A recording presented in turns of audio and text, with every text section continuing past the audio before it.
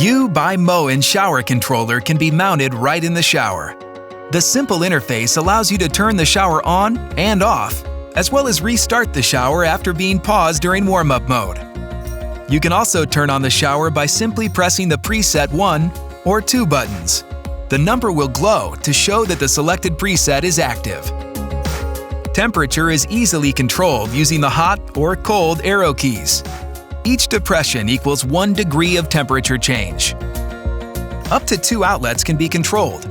You can choose the top outlet, the bottom outlet, or have both on at the same time. And 2 preset buttons allow you to save your preferred settings for one-touch activation of your personalized shower experience.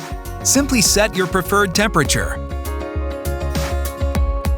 Select which outlets you want water to flow from, and press and hold one of the preset buttons for 2 to 3 seconds until you hear a beep.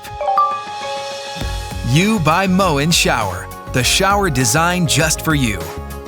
Moen. Buy it for looks, buy it for life.